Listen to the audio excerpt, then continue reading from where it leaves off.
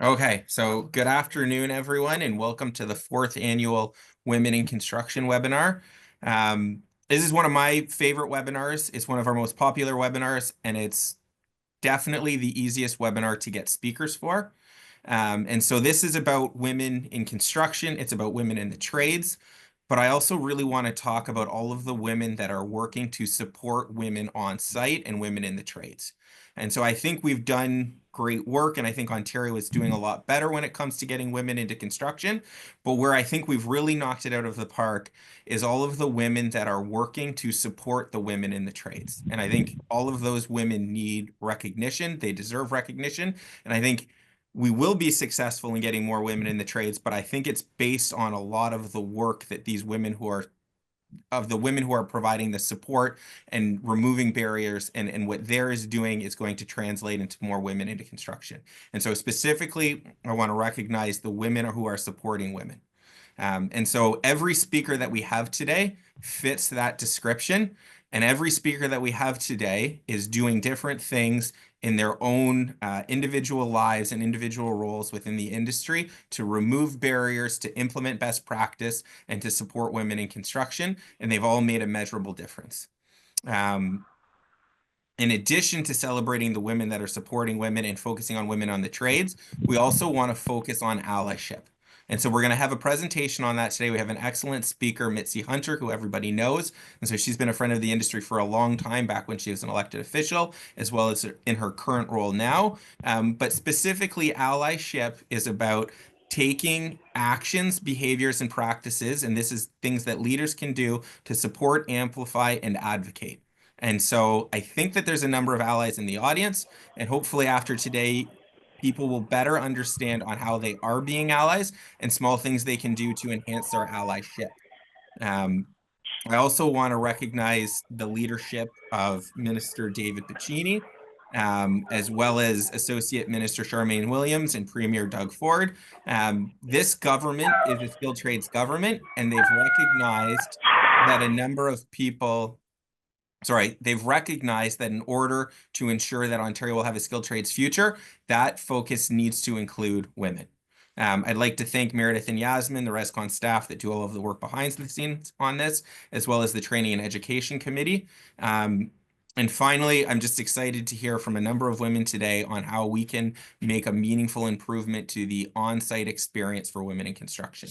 I'm going to do a quick land acknowledgement, and then we'll get to our first speaker. So we respectfully acknowledge that we are situated on the traditional territories and treaty lands, in particular those of the Mississaugas of the New Credit First Nation, as well as the Anishinaabe of the Williams Treaty First Nation, the Huron-Wendat, and the Métis Nation.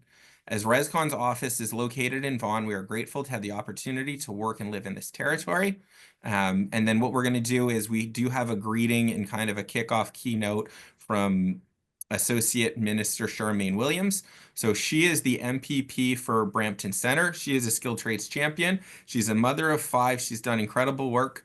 And she, again, is focused on women and social economics opportunity. So I think Meredith is going to queue up a video now.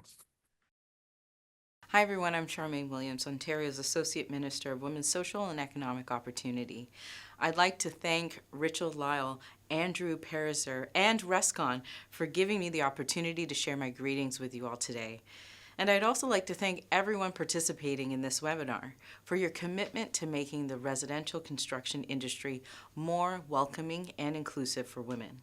As you know, women currently make up only a fraction of workers in construction and the skilled trades. To build the homes and the communities of the future, Ontario will need thousands of additional construction workers over the upcoming years.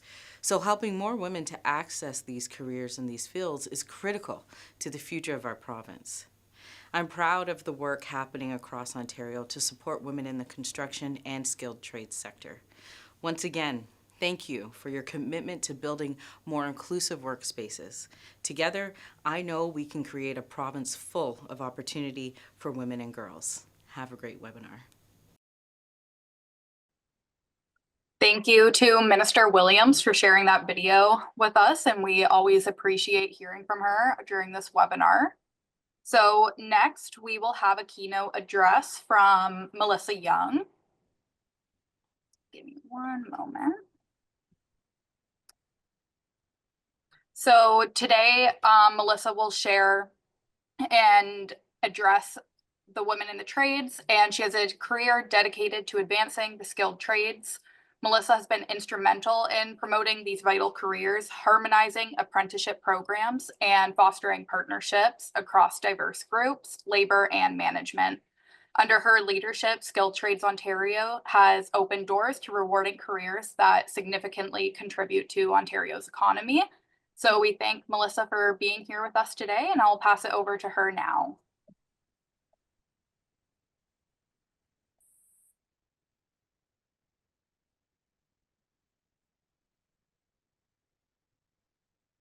Can you see my screen? Yeah, we Hi, can. everyone. Perfect. Can We you can hear me you, okay? Melissa. Yep, we can. Thank you. Awesome. That's great. Hi, everyone. I'm sorry I can't be there virtually with my face today. I'm actually traveling, and I wouldn't have been able to be there with my face anyway today. I had a bit of an accident on the weekend, so my face is just looking a little distorted. So, but really happy I could still join you and call in and share some insights with you about my career over the last 32 years in the skilled trades, because it's been quite a ride, lots of excitement, and a lot of great things yet to come, to say the least. So just maybe we'll go back in time a little bit to, you know, how I started out back in 1992, I guess it was, is when I actually went on first kind of job site and got to work. And it was tough. It was really tough back then. There weren't any women getting into the trades whatsoever. And of course, I didn't spend a whole lot of time out in the field, and quickly moved into management roles as time went on. But one thing I was able to do was secure a couple of really great mentors along the way. And ironically, the mentors that I've had over the years have mainly been men. Now, I mentor people on a regular basis today. I have 4 ladies, actually, and a couple of gentlemen that I mentor, and they're in different parts of the country, actually, but all in this particular industry. Because whether you're a man or a woman, there are challenges, definitely much more so when it comes to women. But I really think in my time, I've worked very hard to try to bring down a lot of those barriers. And I think I've done, you know, a great contribution in doing that. So, you know, as time went on, I moved into those management roles and ended up getting into some pretty significant leadership roles where I was able to really influence change and policy around having women in the construction workplace and in the construction field. You know, I remember having to, you know, there was like one porta potty on the site and everybody used it. You know, occupational health and safety standards have changed considerably over the years. And in Ontario, under this government, the Ford government, they've really made some significant changes. So really, really happy to see that. And congrats to the government for making that happen, to Minister Piccini and his team for doing that. But if I were to give some advice about, you know, what can you do as leaders, as women working in the construction industry, and I know today is really about talking about all the people that are supporting those that are coming into the skilled trades and women that might want to move on into other roles. You know, my advice would be, you know, don't take no for an answer. You can do it. You might think you can't do it because people may try to tell you that. And my script up for the next thing. Oh, sorry, did somebody have a question?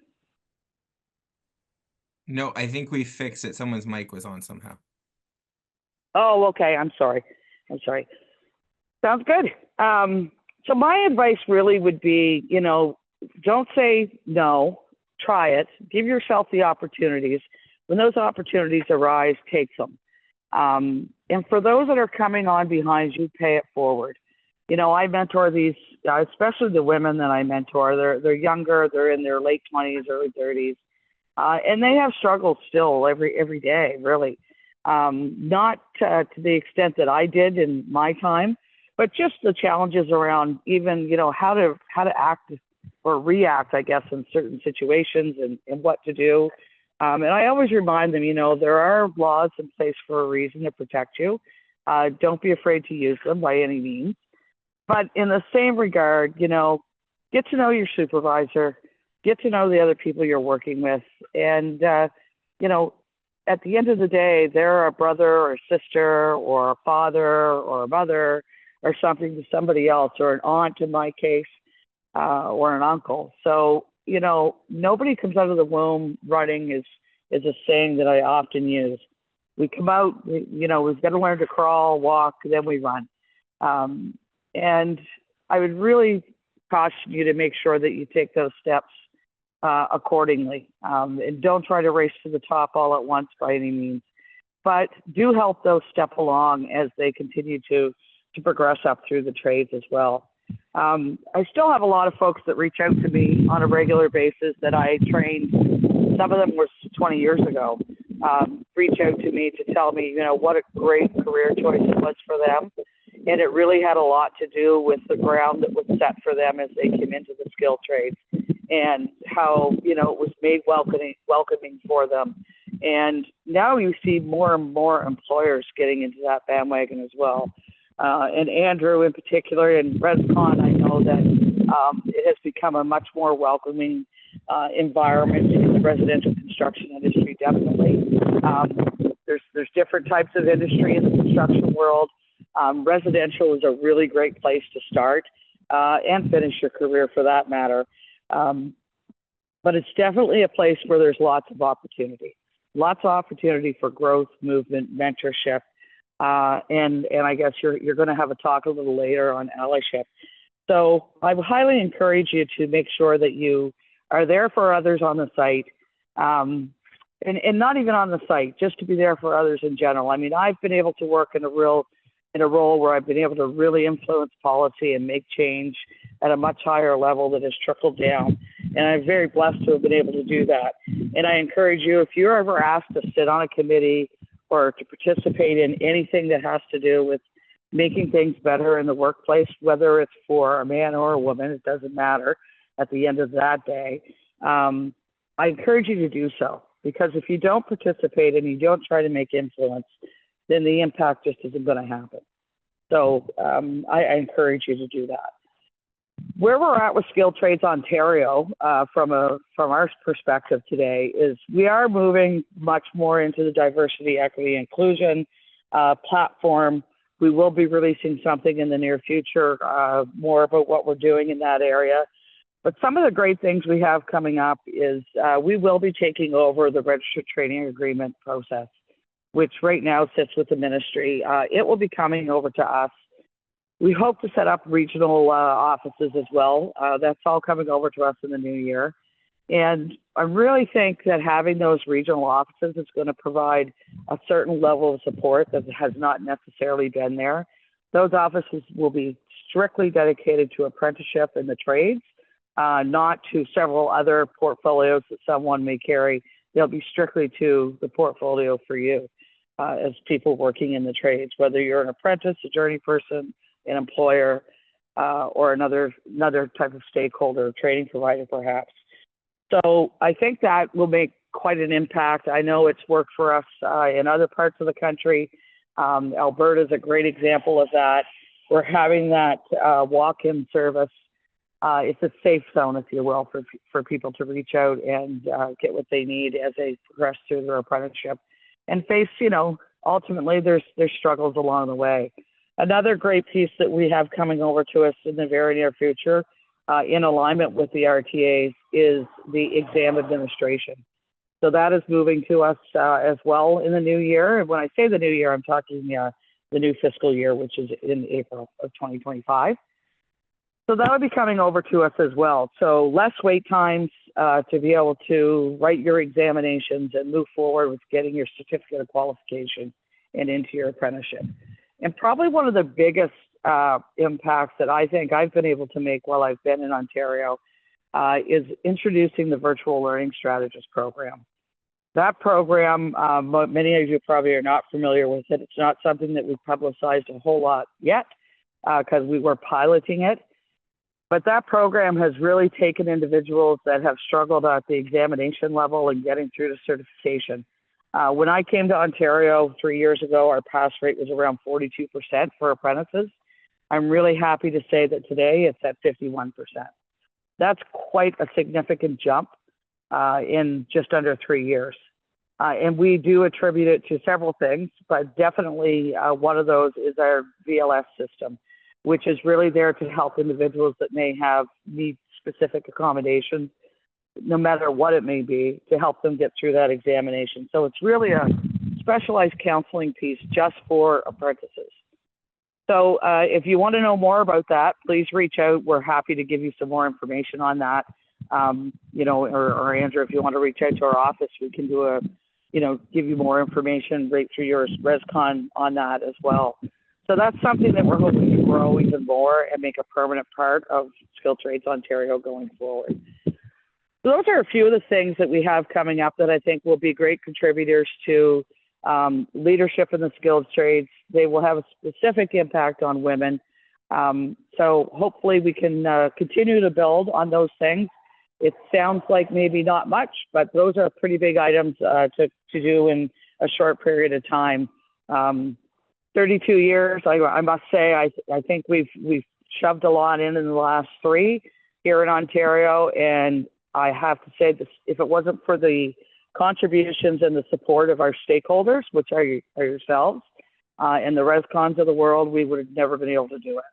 So the drive is there from the entire industry. The support is there. So it's really great to see, and that's how these things move forward. So that's all I have to talk about today.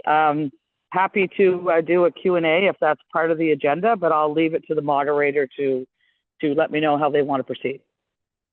No, thank you, Melissa. I think that's all the time we've got at the moment for you. Okay. But thank you for Perfect. being here with us today. It's been a pleasure to have you as part of this event. We appreciate your insights and commitment to the skilled trades. And these remarks are a great way to segue into our first panel that we have. This is going to help us better understand the landscape of women in construction. So I'm happy to introduce our speakers, Shaylee and Dominique, who will focus on and speak to the industry at large, and then Angela as well, who will focus on the work that she's doing to promote the trades in the industry to the younger generation. So we'll be getting a pretty well-rounded lay of the land when it comes to the current and future landscape of women in residential construction. And with that, I'm just going to pass it over to the panelists. We'll start with Shaylee. Just do a quick introduction of yourself. Sure, yeah. I'm Shaylee. I am the digital content manager at Buildforce Canada. Our bread and butter is really labor market information. We're a national organization, but I am really excited to be talking about some of the progress we've seen when it comes to women working in construction and on-site trades in Ontario. Perfect. Dominique, did you want to go next? Oh, sorry, you're muted. There we go. Let's try this again. Sorry. Hi, everyone. My name is Dominique Skubnik. I am a managing consultant at Prism Economics and Analysis. My work is focused on areas related to industrial relations, labor markets, workforce planning, and trades training and apprenticeship. And in my role, I collaborate with CAF to provide apprenticeship stakeholders with insights into current apprenticeship trends, as well as projections for future training requirements. And I'm really excited to be here today. Perfect. And Angela? Hi, my name is Angela Coldwell. I am the founder of Honor the Work. I was a high school chemistry and physics teacher for many years before myself and my husband founded Honor the Work. He's been in the industry for 22 years, and we saw that there was a missing gap in the country to do outreach to elementary teachers, in particular, at a time where students and teachers are actually talking about community helpers, and where the educational research really supports the fact that if we do not integrate and introduce students to diverse careers, between grades 1 and 6, we miss that opportunity to plant the seed of who they can become. And we also miss that opportunity to catch parents as well, too. And so it turns out between ages 5 and 7, children create gender biases at grade 4. At about age 8, girls start to decrease their confidence in STEM. And we see the results as fewer females in STEM. And grades 5 and 6 are when Canadian parents and youth are actually most engaged in career exploration. So it turns out that if we don't have those conversations early and often, the end result is that it's going to be much more difficult to get the tens of thousands of people we need across the nation into the skilled trades. Perfect. Thank you all. And I just want to extend our thank you to be here with us today. With that, I'll get into our first question. Women in construction with a focus on Ontario and residential. Sure. So overall, women are still very underrepresented in construction and in the skilled trades in Ontario. But over the last few years, we've definitely been seeing progress when it comes to labor force participation. At Build Force Canada, we spend a lot of time talking about labor force gaps, hiring requirements, labor market forecasts. I know some of you, especially Dominic, is very familiar with our annual forecast reports that we put out. We're an organization that's really driven by data, but when it comes to the topic of women in construction, we're diving right into the heart of what it means when we say building a sustainable labor force. And this is something that was touched on earlier, but we've forecasted that approximately 19% of the construction labor force in Ontario will retire over the next 10 years. And this wave of retirements combined with increased demand for construction labor results in a labor force gap of approximately 52,000 workers in Ontario. And of course, having more women join the industry is absolutely critical to helping close this gap and meet our needs. This is true nationally as well, but I think that it's important to mention that Ontario is really a powerhouse in Canada's construction sector. Just to put this in perspective, Ontario represents nearly 38% of all construction industry employment nationwide, and Quebec follows closely at 18%, Alberta at 15%, and BC at 15%. So with such a substantial portion of Canada's construction workforce, Ontario's trends significantly influence and echo the national landscape. So a lot of what I'm going to talk about here, I guess, in my answer, just thinking about women in construction in Ontario, it's often not unique to Ontario. This is something that we're seeing nationwide. A lot of my data points as well are going to be from 2023. That's our most recent sort of complete data set. They shuffle a little bit year to year, but I'll speak to some of the trends, I guess.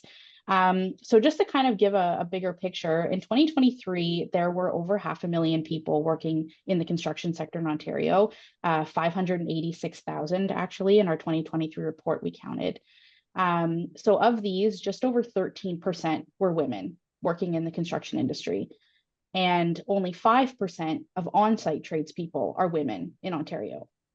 And that number seems small, but when we look at previous reports, even just in preparation for this keynote, I was looking back at Build Force forecasts from 2016, 2017, 2018, and we see that figure actually hover around 3 and 4% of on-site tradespeople in Ontario are women, and that number was up to 5% in 2023. So although we have a lot of room to grow. It's a little bit encouraging and exciting to see that number pop up to 5% last year. I think just kind of to give a little bit more of an in-depth picture of where women in Ontario are working in construction, we see 26% of women in construction in Ontario working in on-site trades and 74% working in off-site roles. So a lot of management and administrative roles. That number has shuffled around a little bit, a few percent year to year over the last 5 or 6 years. Just kind of speaking a little bit more to like the residential sector, we see, although there are women distributed across all the sectors in construction, we do see a higher representation of women in residential construction. So technically, we have a rate of 5% of on-site tradespeople in all sectors of construction, but in residential sector, we see 5.5% are women. And even more so in new housing construction, 6% of on-site tradespeople in Ontario are women in new housing construction. So this kind of goes hand in hand also with some of the top 5 trades that we see women occupying in Ontario. It's a lot of finishing trades and also managers and supervisors. But I think that speaks to not only the diversity of positions available for women, but the potential that women are realizing in the industry to move up into management and supervisory roles. I guess like looking at the bigger picture in terms of more encouraging stats and really seeing progress, especially in 2023, we saw an 8.2% national increase in the number of women working in construction in 2023. And a particularly exciting trend that I really wanted to highlight here today is the surge among Gen Z women. Across Canada, employment for young women aged 15 to 24 jumped 32% year over year in construction. And that's probably one of the biggest surges we've ever seen. In Ontario, specifically, the number of young people working in the industry, both men and women, increased 14% since 2019. But the number of young women, specifically in Ontario, rose by 27% since 2019. So we are seeing quite a surge of Gen Z women joining the industry. I think one of my fellow panelists will talk about this more for sure, but we at BuildForce, we think that this rise in young women joining the industry definitely correlates with the federal support for apprenticeship programs and getting more women introduced to these programs. Skilled trades obviously take years to develop, so having young women enter the workforce in larger numbers is really essential for sustainability. Perfect. Thank you, Shaylee. Dominique or Angela, do you have anything to add to that? Or we can jump into the next question. It's great data. Thanks, Shaylee, for sharing that. So Dominique, based on what you're hearing and what stands out to you in your role with CAF, can you speak from an apprenticeship point of view where you guys stand? Yeah, of course. So based on the data that we're seeing and through my work with CAF, what really stands out is that while recruiting women into the construction trades is certainly a priority, a more pressing issue appears to be actually, the retention of those workers. So from looking at the apprenticeship data, we do know that, male apprentices generally have higher completion rates than women apprentices. And the data also suggests that not only are women less likely to certify in trade, but they're also taking longer to reach that certification compared to men within the typical duration of a program. And then research also indicates that there's differing factors that impact the ability of men and women to complete an apprenticeship program. So looking at data coming out of the National Apprenticeship Survey, the top reasons for women discontinuing a program were either personal or family issues or a dislike for the work. While for men, the top reasons were job instability or receiving a better job offer. And then for women, we also see other factors that have been well documented. And I'm sure other panelists on today's call will go into those as well. For leaving the trades. And these include, a culture of harassment or disrespect, a lack of access to opportunities to learn and develop skills, as well as, general gender discrimination in the workplace. So increasing the number of women apprentices in construction trades is obviously needed, but there needs to be work put into fostering an inclusive work and school culture to set them up and support them through their training to be successful within the industry. And then just to speak more from an apprenticeship point of view, earlier this year, CAF surveyed and conducted some focus groups with women in male-dominated apprenticeship programs at Sheridan College. And some of the key barriers that were identified coming out of that research was that although women were doing pre-apprenticeship programs and they were enjoying their programs, they really struggled to find an employer that was willing to sponsor them. And then other barriers that were identified included having their ability undermined, struggling with bullying, harassment, and as well as discrimination. And from the apprenticeship perspective, that was the main barrier that they wanted to see tackled, was changes made to the workplace to create what they considered a safe and inclusive work environment. Thank you, Dominique. And I know we will be getting into a little bit more of that in the second panel we have later on during the webinar. But you guys are doing great work, and I agree with a lot of that. So that kind of segues into our next question for Angela. So your program focuses on showcasing careers in the skilled trades to girls from a younger age. What are you seeing in the work you do based on like girls in elementary school? Yeah, thank you. Thanks for having me here. So we are a nonprofit and charity, and the whole purpose is actually to expose not just females, but males and teachers as well too, to skilled trades and to the construction industry as a whole. And so just a quick note of how we do it, being a teacher and having a spouse in construction, we created turnkey curricular lesson plans along with building materials and diverse children's books. And so we either gift them or we have school districts buy them. And so we've partnered both in Ontario as well as in Alberta. And we have teachers doing it in both places. And so the interesting thing is that the conversations are the same in both provinces, whether we're talking to elementary teachers in Alberta or Ontario. And the biggest thing is that there's a lack of awareness. And so when we are looking at trying to get more individuals into the trades and retain more females later on, and we're talking about bullying and so on and so forth, one of the things we have to do is we have to expose children when they're young to these diverse career options, because while it's in our curriculum for science, a lot of teachers, I just went through our survey monkey surveys from both provinces this morning that teachers recently completed. There's such a lack of awareness. So because teachers go K to 12, then they go and do their bachelor education program and then back to the classroom, they don't have awareness about what those careers look like in the industry. And it's not just skilled trades. We're talking about estimating, which is in high demand, project coordinators, project managers, as well as people who are in land development.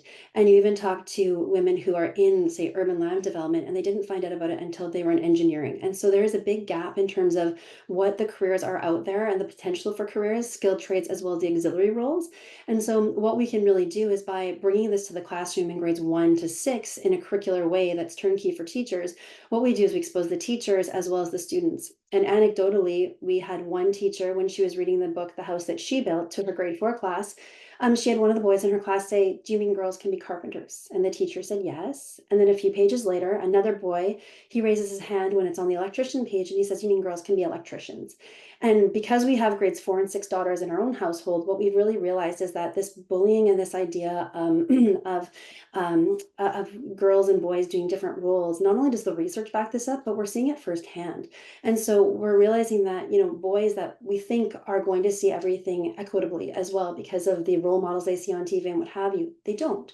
And so this translates into, as they continue on through their schooling, they also have these mentalities, and then we see it in the workplace. And so if we don't catch it when they're young, we don't have an opportunity to really transform the culture, not just the culture within the construction industry, but generally the culture amongst the fact that men and women are equitable and should have equitable roles of their own choosing. And so what I'm seeing is that both from a student standpoint, where students want to learn about these careers but have never been exposed, as well as from an educator standpoint, that they've never been exposed to this, that there are some real opportunities to be able to fill those gaps in really easy ways. One of the ways is that on Thursday, we have our third Explore the Trades event. We partner with, in this case, Centennial College and Toronto District School Board. More than 20 teachers come on site for a whole day of experiential learning and hands-on learning that's free of charge. And they get to hear from industry experts and actually get to do hands-on activities, in this case in automotive. But we've partnered with Mohawk as well as with George Brown previously. And the result is that teachers and elementary teachers are primarily female. So we're talking to a female audience. They're like, why didn't I know about this? Why did I never virtually weld until I'm in my 40s, for example? And then the other component of it as well is that when we're taking a look at the students, when we brought a virtual welding machine to one of the elementary schools this year in partnership with Sheridan College, the girls came back during the recess, and the boys too, because they want to virtually weld. So we know that there's an appetite for this. We just realize that there's a lack of connection between what they're learning in school with their curriculum, the opportunity for hands-on activities, the opportunity to connect with somebody from the industry in a really meaningful way, and then to be able to connect that with the diverse careers. And so if kids are artistic, for them to realize tiling, painting, being a welder, those are all opportunities for you. If girls, for example, or boys really like to tinker, realizing that, everything from millwright through all the way through to, working on a CNC machine, or, being someone who's a glazer, like all these different career paths are open. But generally speaking, people only know if they know of the trades of four. They know of welding, carpentry, electrician, and plumber, and that's it. And even there, we're very lucky if they know those. And so really the whole idea is that we're realizing the more we work with teachers and students, we know that there's a hunger there. There just has never been an opportunity to be able to present these careers to them previously, in the context of community helper or in the context of curriculum. And one of the ways we can do it is, as simple as going into undergraduate facilities, the universities where these students are going to come out, they're going to do practicums with the placement teacher and then go into the field and become teachers, catching them early. That's something that would be really helpful. But then also just catching teachers by giving them opportunities to have industry connections, which is not something they've ever had. And the last part of it is, when we go to look at OYAP or any apprenticeship program across the country, it's run by a teacher. And teachers don't tend to have connections to industry. So therefore, there's a missing gap there. So, I'm lucky. I'm married to someone who's been in the industry. He's been hugely informative to me. And he's undone so many biases that I unconsciously had. I call them innocent blind spots.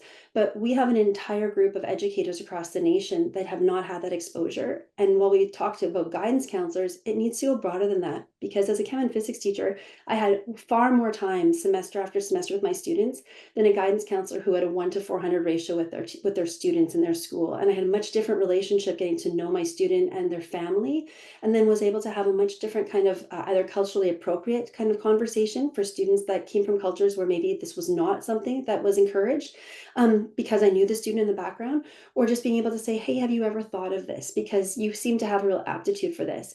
So I guess the bottom line is education is ripe for connection with industry, and it's just been missing up until now.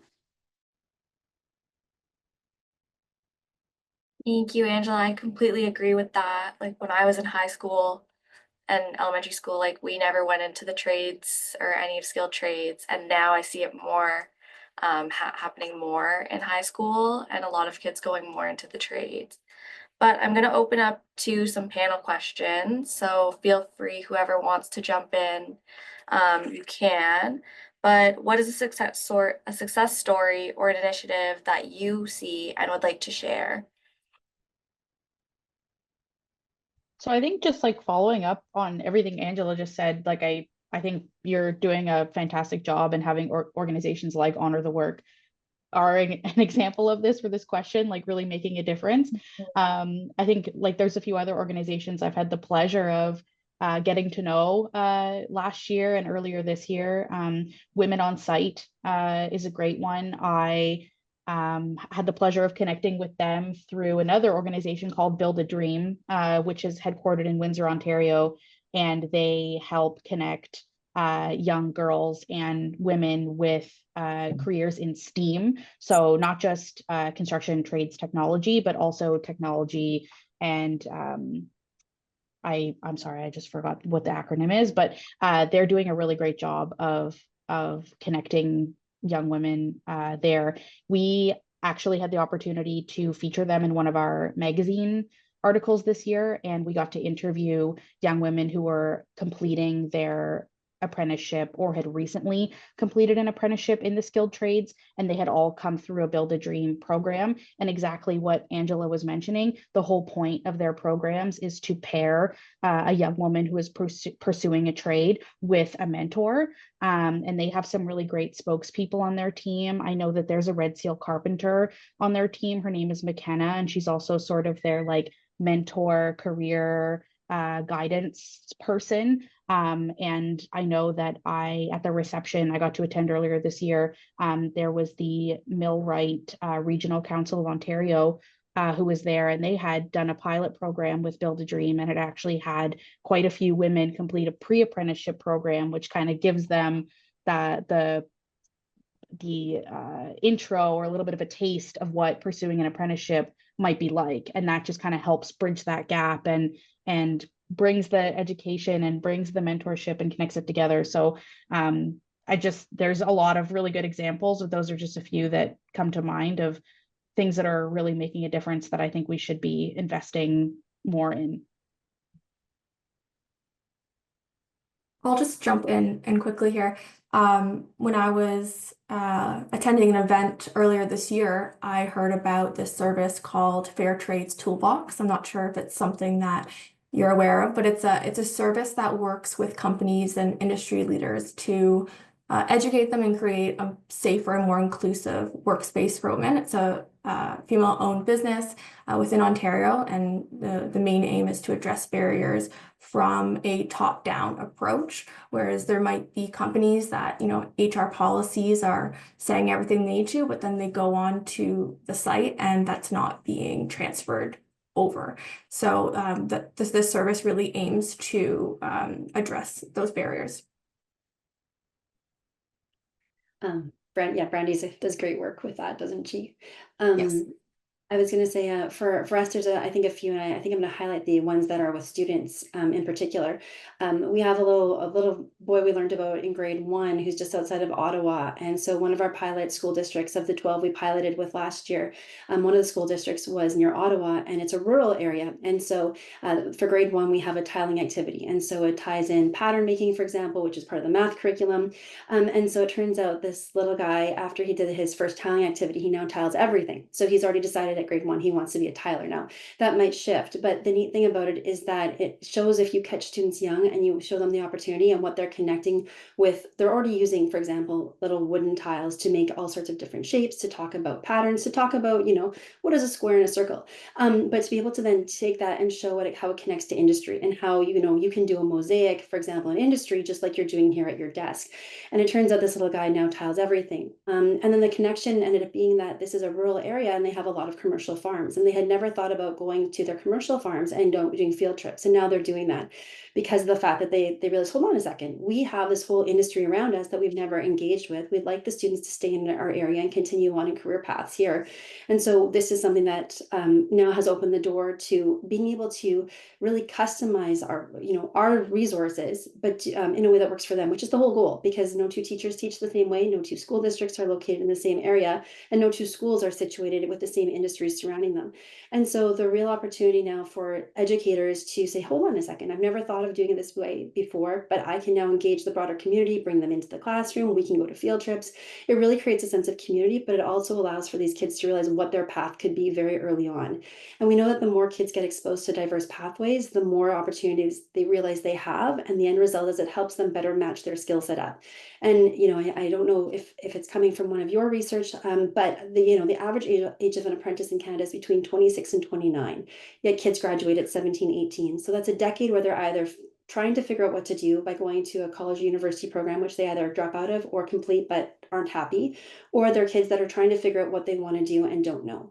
And the end result is they luck into it more often than not by chance. And I know Maggie's on this call, and Bolts has an amazing program with both job shadowing as well as their day of discovery. And I met a young woman there who had a Bachelor of Fine Arts from OCAD, had learned to MIG and TIG weld, and she did their day of discovery, which then led to job shadowing. And then now she is working as a commercial painter, and she loves it. But she only found it because her aunt saw an ad on Instagram advertising this. And so as a result, it was by chance she found this. So if we take a look at the one situation where we've got a little grade 1 boy who's learned about it from the get-go, and every year it's a different set of skilled trades they learn about.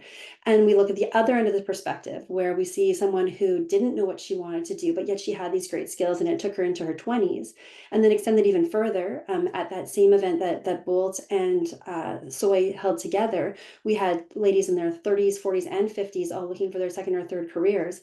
What we see is that there's just this lack of realization early on that, one, these male populated careers are for women, but also how can we catch them a lot earlier? And so I think the key is that if we want kids to make good decisions in terms of the junior high, they are going to take the options in, and ultimately the high school they're going to choose if they can cross boundaries in their town.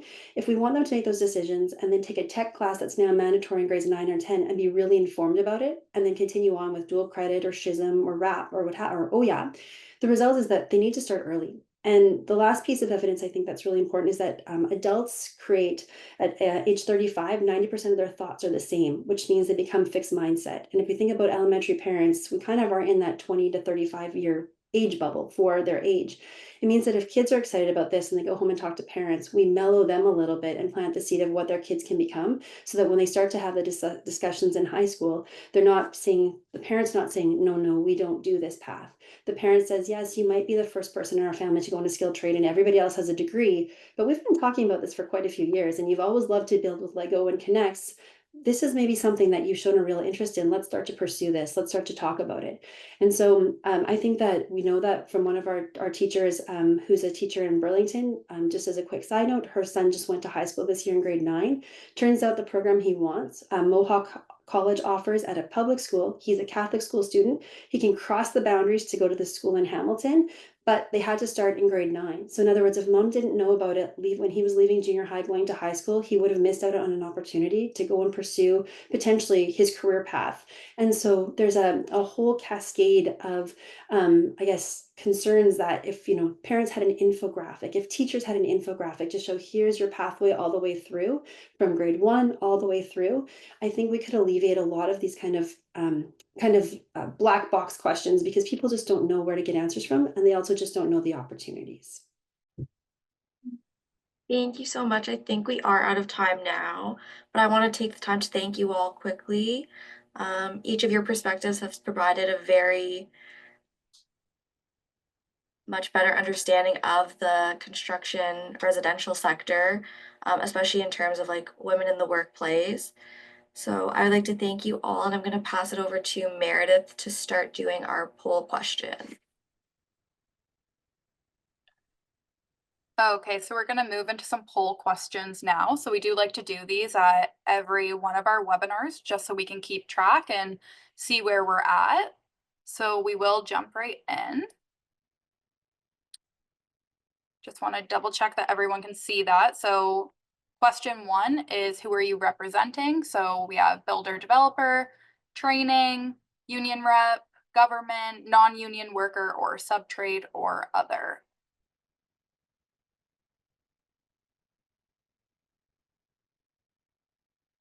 Just going to give it a few more seconds. I know usually in the past it is a lot of builders and developers as well as union or government, but we'll see, and I'll share the results with everyone.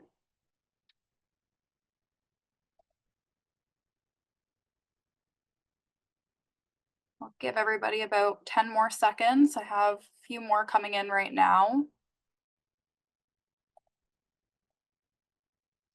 So for that first question, we do have mostly builders or developers on this webinar today, 32%. We do have some people in training, and then we have some union reps as well, a little bit of government, about 5%, and 5% for non-union workers as well. And then for other, we do have 41%, which that does make up a huge part. So we'll move on to the next question. So for question 2, we have, what percentage of women are employed by your employer in office? Give your best estimate. I know in the past it's usually, I want to say it was usually more than 50% for in office.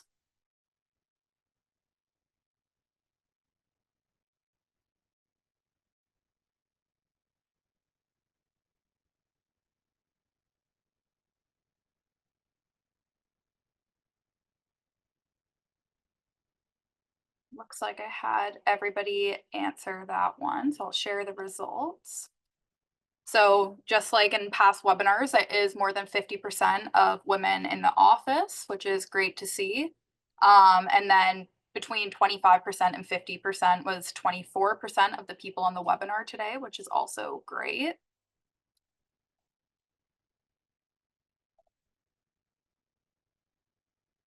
Moving into question 3, what percentage of women are employed by your employer on site? So usually in the past, this one's less than 10%. Hopefully it's a bit more on this webinar, but we will see.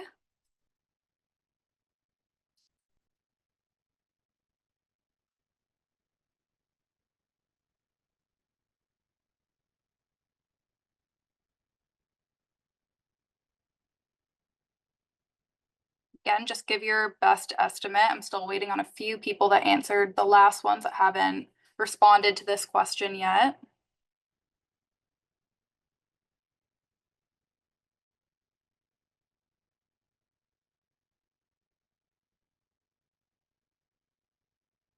Just give it about 5 more seconds, just a few more people.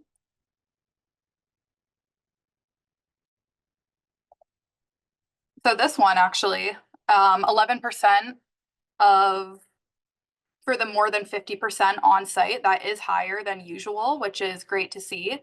And in the future, we are going to share this data as well in our post-event summary.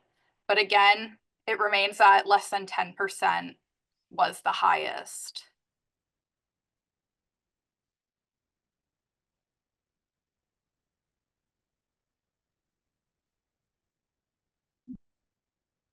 Give me one moment, just having some technical difficulties.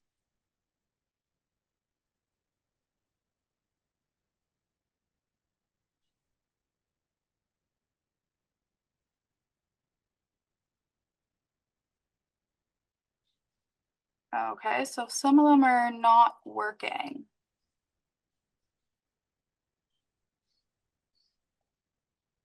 I think we just have to stop sharing question 3 and then it'll work again.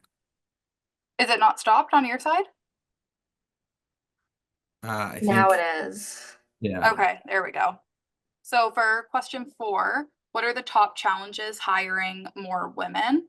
So we have workplace culture, not enough women are interested, physical infrastructure, they have trouble joining the union, and other. You can write your response in the chat if you would like. I know in the past, the results are usually workplace culture and not enough women are interested.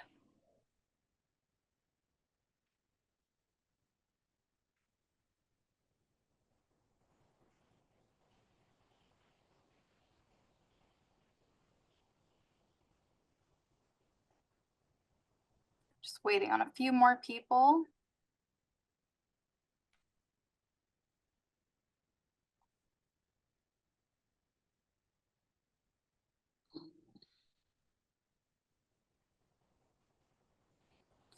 So for this one, it does remain the same with workplace culture and not enough women are interested as the top responses. However, the physical infrastructure one is a lot higher than it has been in the past.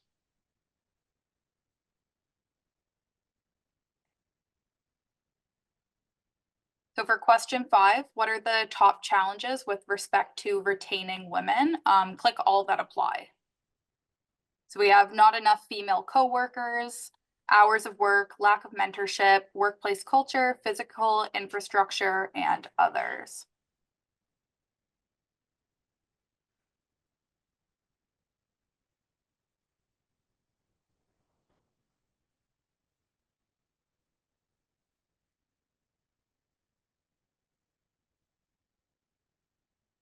So I know in the past, this one has been not enough female coworkers, as well as the hours of work have seemed to be a problem.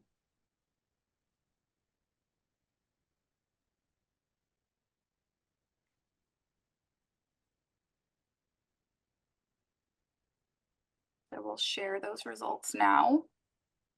So it's still, lack of mentorship has actually really gone up this year compared to other years, as well as physical infrastructure, which I know the ministry has been really working on. So hopefully that does get better in future years, but the hours of work still seem to be a problem as well.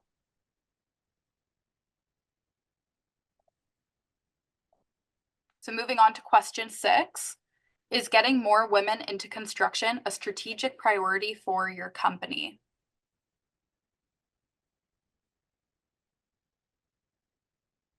It's good to see that a lot of people are already saying yes.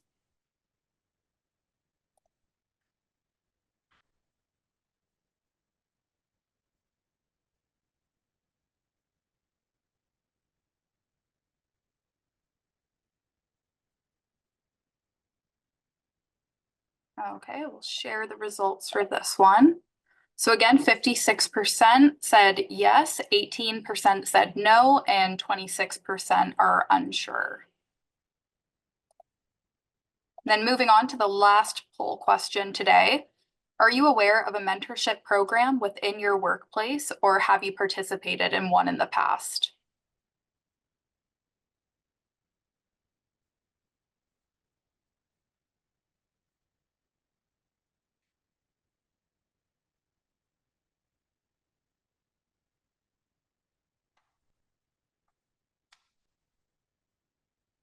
And thank you to everyone who's also putting their answers in the chat.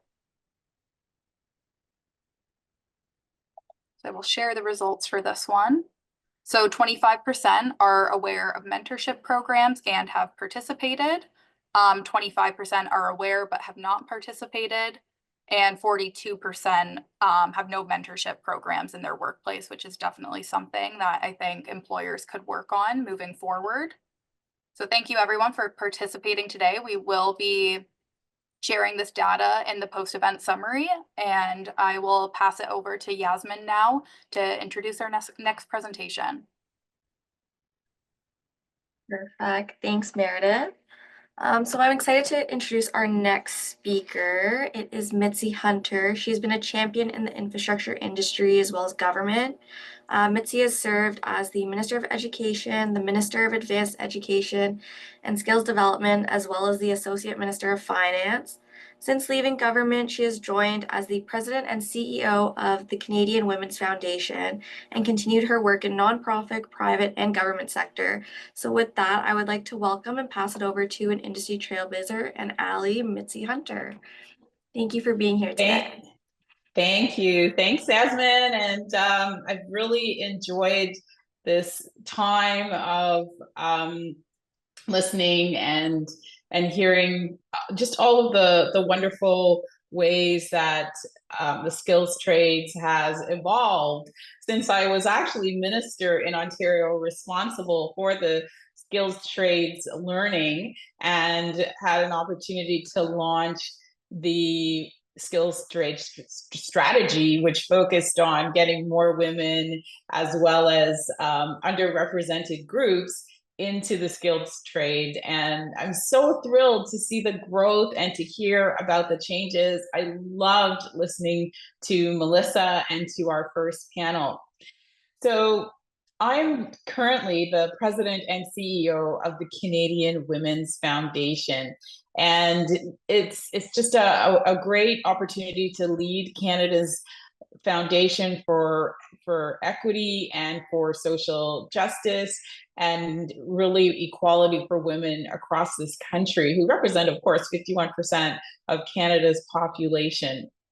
And I want to say thank you to Andrew from RESCON for having me join you today to talk about skills trade, but also to talk about allyship, because allyship is something that, you know, whatever your career is, you want to make sure that your workplace is a place that is supportive of people. So I want to keep this interactive tone going, and I want to ask everyone, who here remembers their first job? So thumbs up if you're using the reactions, or hands up. Who remembers their first job? I certainly remember my first job. I was 16 years old, and my mom got me a summer job at a thermos factory where she worked in Scarborough at Kennedy, and actually it was actually Warden and Eglinton. All of the summer students enjoyed the work because we were paid a pretty high salary as compared to working in retail or in the restaurant industry. A few days after we were all trained up and we understood what our jobs were, which was mainly packing thermoses into boxes, the plant supervisor took us on a tour of the entire factory, including the molding area. I was so surprised at how hot it was in there. It literally felt like an oven, and I could hardly breathe. I found a renewed sense of respect for my mother, who found joy and friendship while working in that plant. I want to say thank you to RESCON for having me come out today to talk to you about the role of allyship in bridging the gender gap in trades and construction.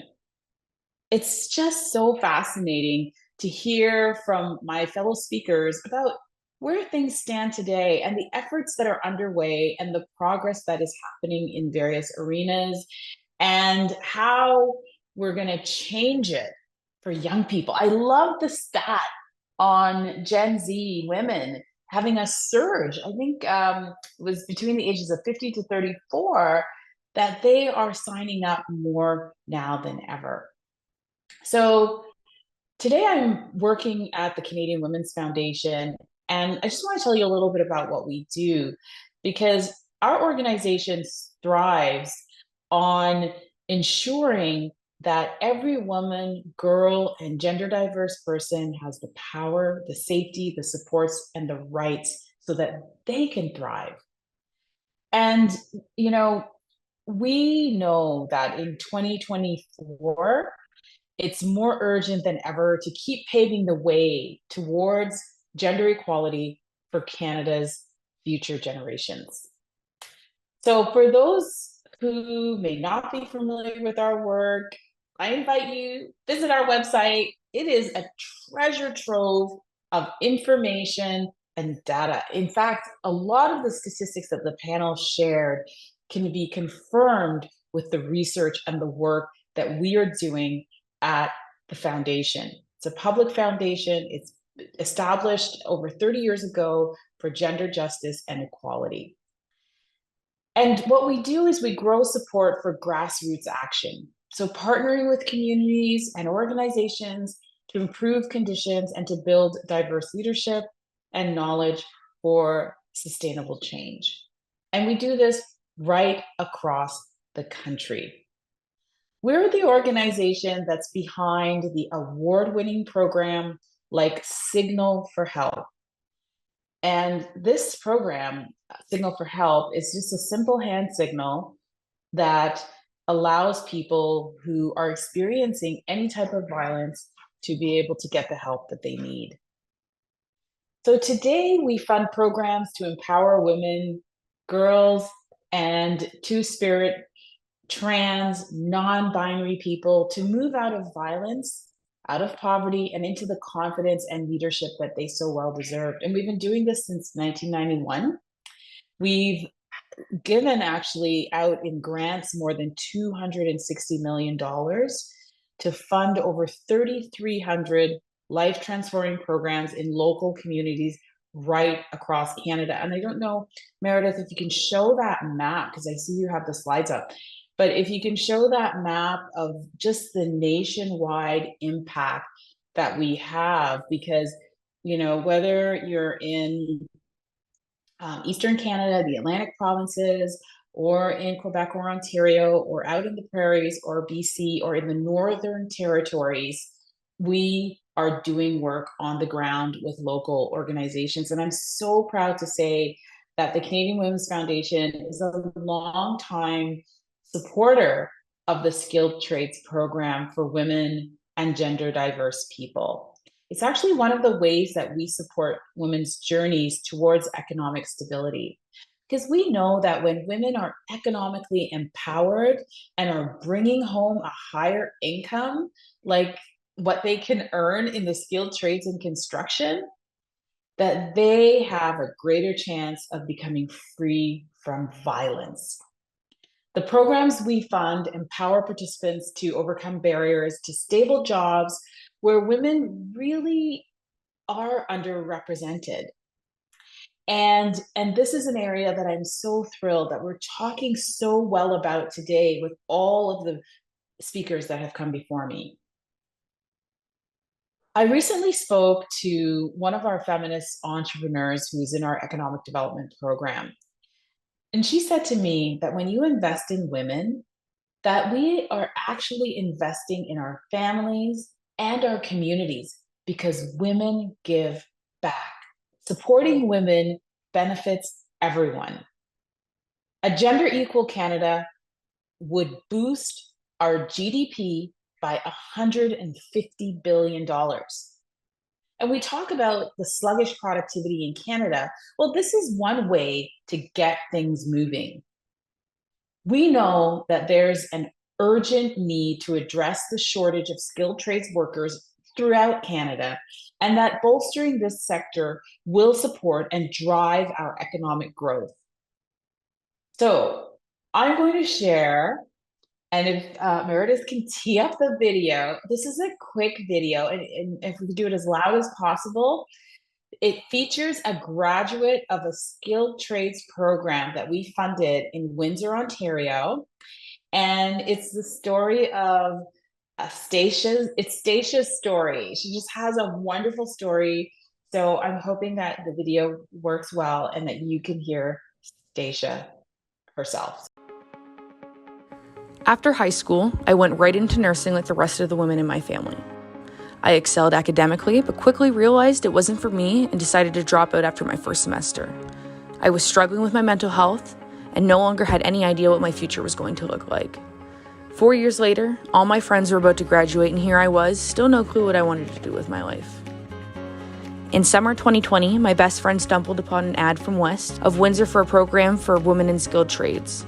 I come from a trades family, but had never really thought of the trades as a potential career for women. From a young age, it was instilled in me to pursue a career path like teaching or nursing.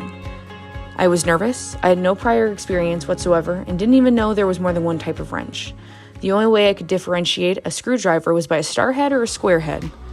In school, I met some incredible women who, like me, were feeling stuck in their jobs and wanted a career. I learned to weld, I was good at it, and I loved it. The first time picking up with a welding torch was absolutely incredible. I felt like I could make or do anything. Before I finished school, I lined up 3 job offers, all to start work immediately after I graduated. I had accepted a maintenance position and was the first woman ever hired in maintenance at the company. Through my work, I was chosen to speak for Skilled Trades Day to all the local high school students. I feel strong and capable. I encourage other young women to consider a career in the trades. You owe yourself the life you want, and it's possible.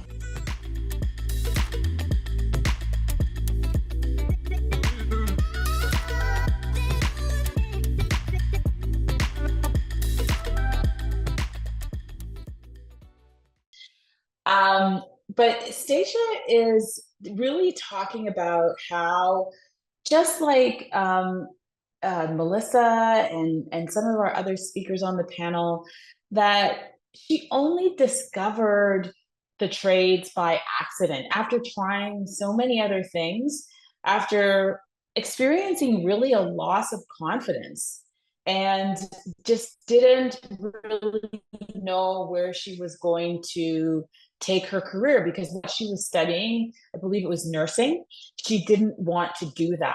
And it just was by chance that she ended up in a program that we funded at the Canadian Women's Foundation with one of our local partners that was inviting women into the skilled trades.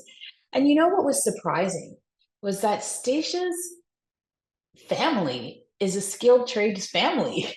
But she never, as a girl, she never thought of herself as being suitable for that type of job.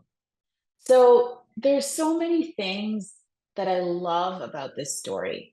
I love that she defies gender stereotypes. I love how empowered she feels learning these tools and skills. And you just see her, like, you got to watch the video because she's beaming, she's strong, she's riding those big rigs and those big machines.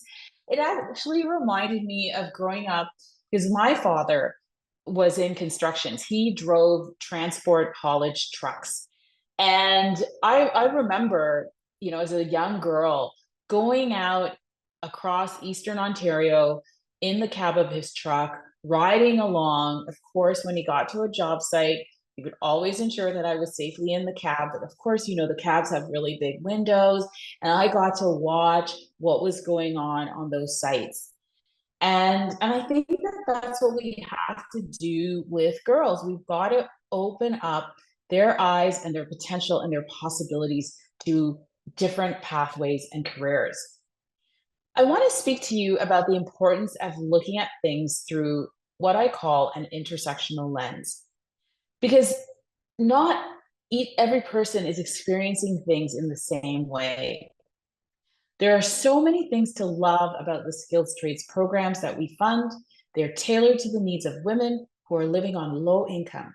They maximize women's chances of success by providing wraparound supports like emergency loans for course materials, subsidies, support for childcare, flexible class schedules, support and referrals for finding employment, and other types of employment supports. Another skilled trades graduate said, it really is a true sisterhood. And isn't that what allyship is? It's creating an environment where people can relate, bring their whole selves to work, and feel comfortable. But we know that that sisterhood culture isn't the norm in the industry. And there's still a lot of work to do to retain women and gender diverse people. Once they enter jobs in trades, women staff members may find themselves relegated to menial tasks like sweeping, or not made aware of their employer's apprenticeship application processes and other supports. Their employer may not have accessible women-friendly workspaces like washrooms, change rooms, and women may be unable to find childcare that can accommodate night shifts. On top of that, safety and discrimination issues might arise from a lack of strong policies or the enforcement of those policies and practices and training in traditionally male-centered workplaces. So I want to acknowledge the efforts that are underway by both government and the industry to address some of these fundamental concerns, and that we've come a long way, but there's so much more work that we need to do. And that's where you come in, being an ally, standing up for her and standing with her. While women and gender diverse people are bravely carving new paths, it's not easy being the first or the only in a male-dominated sector. And I can relate to how that feels and know that allyship can make a huge difference. Many people have come alongside me throughout my career. Over the past 30 years, I've navigated roles in entrepreneurship, the tech sector, nonprofit, and government leadership. And along the way, I've often been just acutely aware of being the only Black person or woman in the room or at the table or on the board or in the running. Without allyship, I'm not sure that I would be where I am today. You know, I remember when I was very young in my career, I was always this type of person. As you can imagine, growing up in my family, I have 3 brothers, 2 older brothers, a younger brother, and my dad, and of course my mom. So I was very used to being outspoken, bringing my ideas forward. Otherwise, I just wouldn't have been heard. And when I was in my first sort of more senior management roles, there was a director or a middle manager role actually, because there was a director above me who constantly shut down my ideas. And he really made me feel as if I didn't belong in the workplace and that my voice and my ideas didn't matter. I remember my vice president, one day, she just asked for a meeting with me, and we were chatting in a small meeting room, and she called it out. And she said, how is it like working with this person? And I sort of told her in a professional way. And she says, you know what? I notice. And she just wanted to let me know that she saw me, she saw the efforts that I was putting in, and I found it greatly encouraging. And needless to say, many months later, this person moved on somewhere else. And I really just had the freedom to be in a work environment where I felt seen and supported. I also was an avid volunteer out in the community. And there was another mentor that I worked with, and his name was David Picot. And he was a city builder. He was a civic leader that really wanted to see the Toronto region be the best it could be and a leading region in the world. I signed up for the programs that he was leading, but no one ever called me. And I remember once bumping into him and he said, Mitzi, where are you? Why aren't you participating? And he said, well, I just didn't think that there was a spot for me. He's like, are you kidding? We need you at the table. You need to be part of what we're doing. And he welcomed me in. I eventually became co-chair of the Emerging Leaders Network for Civic Action and became its CEO. So, I want to just say that allyship is action. It's seen, it's felt, it's something that you can do. Making sure that people's voices are being heard, making sure that they're being seen, and that they're invited to the table. So how do you define allyship? There are key points. Allyship happens when people from dominant or privileged group use their power, their position, their influence, and resources to amplify the voices and experiences of those who are typically marginalized and facing systemic barriers. And allyship can happen in and you can formalize it in your workspaces and your organizations, or it can also be in informal ways. It requires a willingness to see the problem from another's point of view. It requires ongoing education, listening, and concrete actions to create cultures that foster it. Allyship benefits everyone. It helps to create an equitable, innovative, and connected environment where everyone is given a sense of belonging and thriving. And this spirit is embodied in the words of Rosemary Brown. I've never met Rosemary Brown, but I feel like she's a sister. And she was one of our founding mothers of the Canadian Women's Foundation. She was the first Black woman elected to a provincial legislature in Canada. And she talked about what it was like to be Black and a woman and that intersectionality. Rosemary once wisely stated, until all of us have made it, none of us have made it. I can imagine her voice because she probably had a little Jamaican accent. I was born in Jamaica, so I can just really see her standing out and doing these great things in her community because she believed in it. Fostering allyship is essential to making diversity and inclusion work in the long term. When we look at other traditionally male-dominated arenas, and we talked about STEM earlier, so industries that are based in science, tech, engineering, and mathematics. Sometimes they throw in an A to call it STEAM and add the arts. But there's been progress in terms of girls, women, and gender diverse people entering these fields. And I've talked to educators about it. The graduation rates have improved. But many of these programs, once someone graduates and a woman graduates, they don't stay. There's still a long way to go to addressing the leaky pipeline. Women leaving these fields or dropping out along the way, often because they get tired of trying to fit into the culture and conditions that don't support their success. So how do we make allyship part of our day-to-day work? And I want to say thank you to RESCON for including me in today's event. You are being an ally by sharing this platform in this webinar today. So, how do we make allyship part of our work, both informally as well as formally? Amplifying. Examples are supporting women or gender diverse coworkers by highlighting their ideas and contributions, or pointing out what they've been doing and maybe noticing that they're interrupted all the time and saying, wait a minute, I don't think she's finished, right? I don't know if you remember Kamala Harris. She stood up for herself and she says, I'm still speaking.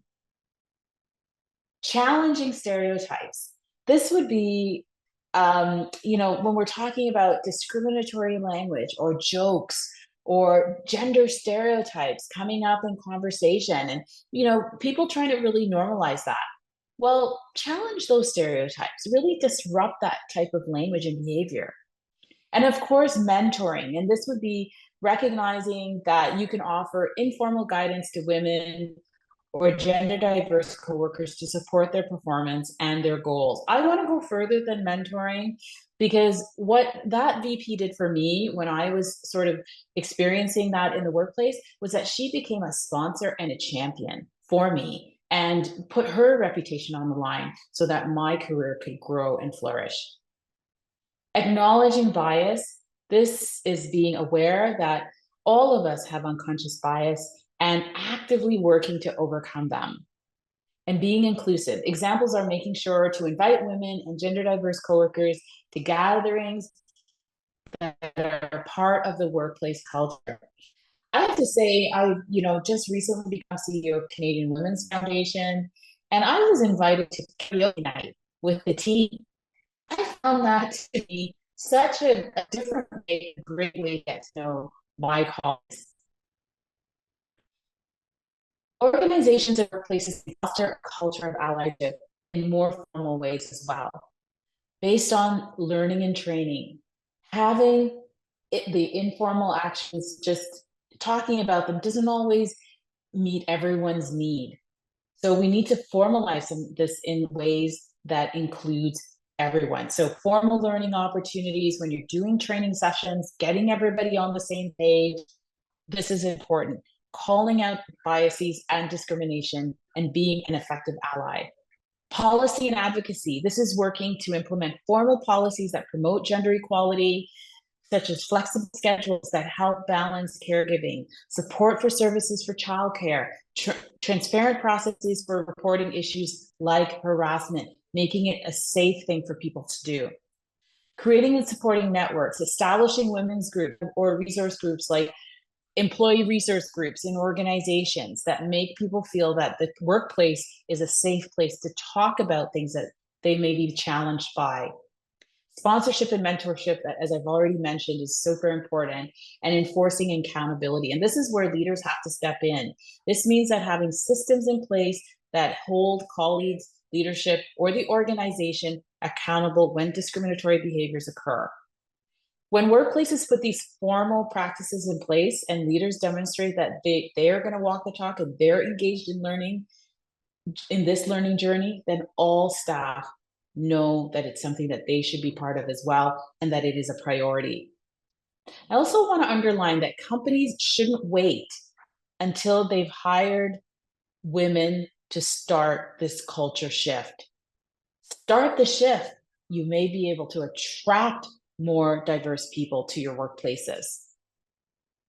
So coming back to the skilled trades programs that have been funded by the Canadian Women's Foundation, I want to underline that their work goes far beyond training.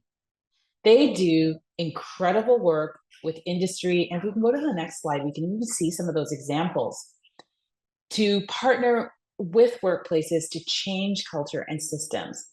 And this is an example of the Women's Enterprise Skills Training of Windsor, where Stacia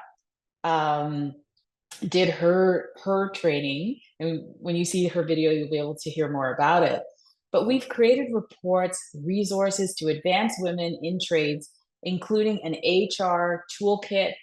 And you can access this from the foundation if you want those resources. But we believe that it's important to equip industry with policies and the tools to shift the culture and the dynamic, making it more welcoming for women in all types of workplaces. So these resources, as I said, are available. Please tap into the work that we are doing at the Canadian Women's Foundation. A quick case in point from one of our programs is Elizabeth. You can see her smile on the next slide, but she's a skilled trades program graduate who started her own contracting company. And what she says is that she has, of course, encountered gender biases in the sector, just like Melissa said when she started. But what she strives to do as a contractor is to hire both men and women so that they can work together and foster that culture of inclusion and belonging. I think the one thing I want to leave with you today is that that's what is super important in the work that you are doing, is making sure that your workplaces really feel like safe and inclusive places for people of all genders, all backgrounds, all experiences, to really feel like they belong and that they are included. So I want to wrap up by asking you to count yourself in for advancing gender equality and justice in Canada. Go to our website, thecanadianwomen.org, and see it on the next page. And we need your support too to continue the work that we are doing for women and girls in Canada so that they have the rights, the safety, and the supports to thrive now and into the future. So thank you so much for having me join you here today at RESCON's webinar on women in skills trade, and to really talking about the power of allyship and its importance in creating a safe and welcoming work environment on all of the job sites. Back to you, Yasmin. Thank you so much, Mitzi, for that wonderful presentation. Your personal experiences that you just shared are truly a testament to how important allyship is and how key it is to fostering a more equitable and inclusive workplace. So thanks again, and we've really enjoyed having you on this webinar today.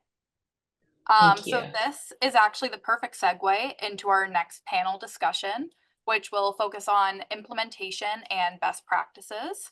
So we're happy to have Maggie Hall from Tridel, Lisa Price from LiUNA Local 183 Training Center, as well as Jennifer Green from Skills Ontario.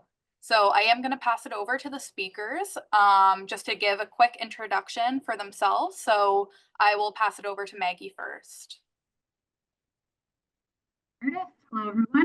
My name is Maggie Hall. I'm the Senior Manager for Social Impact here at Tridel. I work on a lot of the initiatives around diversity, equity, and inclusion, and Indigenous reconciliation. And Women in Construction is, like Andrew said, is always an event that I look forward to every year. That's me. I will pass it over to Jennifer next. Hi, everyone. My name is Jennifer Green. I'm the Director of Competitions and Business Development here at Skills Ontario. But I actually started off in the trades, and I'm a licensed Red Seal industrial mechanic millwright, and have been advocating for skilled trades and women in trades for almost 20 years. Thank you. And last but not least, Lisa. Hi all, my name is Lisa Price and I'm one of the assistant directors here at the LiUNA Local 183 Training Center. I handle all of our construction skills and apprenticeship programs, and I'm always so pleased to be asked to be a part of this very important discussion. So thank you. Thank you for joining us again. I know you guys all love to join our RESCON webinars just as much as we love to have you all here. So we will jump in right to the first question. So Maggie, you and Tridel have taken a leadership role when it comes to almost all issues, including how you support women in construction. Can you speak to your approach and what has worked at Tridel? So very flattered to see taking a leadership across all issues. Definitely think some, but we do our best to be inclusive in our approach and to really listen to employees and to let sort of their feedback guide some of the initiatives that we work on. When we worked with this one consulting, and they actually were working on gender inclusivity in the workplace, and they provided a really interesting framework for our for this work. And it was around the infrastructure, the policies, and then the programs that we have. And so sort of a triple threat to making sure that the spaces you're creating are inclusive. So on the note of the physical spaces, I don't think it was until sort of doing this panel last year and having a chance to connect with a number of different women at Tridel, how much I realized the washroom question was at everyone's, forefront. Is I need somewhere that is safe, that is clean, and that doesn't, interrupt my workday with me having to go, like we work in high-rise residential, so taking a hoist elevator from, the 30th floor all the way down to the ground level, like that takes a lot of time. So the infrastructure improvements of the physical spaces that women are working in, that is super critical. The other aspect is around creating psychologically safe spaces. I know that that's a buzzword that has sort of been, percolating around. And so the work that we've been doing, more generally in diversity, equity, and inclusion is making sure that we're putting the creation of psychologically safe environments at the forefront. So we recently worked with the Center for Addiction and Mental Health to help train up our people leaders. So I think we have about 98% of our on-site people leaders having done this training, and then 75 of our just general people leaders having done it as well. And the principle of that training is, how do you dispel some of the stigmas and the stereotypes? Now, this is around mental health, but there's a lot of key learnings that can be shared around just being that person on the site who your staff can come to and have an open and honest conversation. And so that was a very successful training that we did 2023. No, sorry, 2024. That just put it really at the forefront of people's minds, is like, oh my gosh, there's a lot more sort of deeper conversations that people want to have, and how do I make sure that they feel safe having those types of conversations? We've also recently input a new Built for Respect. We call it our DE&I KPI. And so every employee has to have an indicator as part of their performance review of how they represent the Built for Respect mandate. And that is, are they demonstrating principles of allyship? That was an awesome presentation by Mitzi Hunter on allyship, and I definitely just want to add my 2 cents to that. But that KPI is a way for us to check in on an individual basis for every employee of this company, to have conversations of like, hey, you need to do better, and then here's the action plan on how you do better.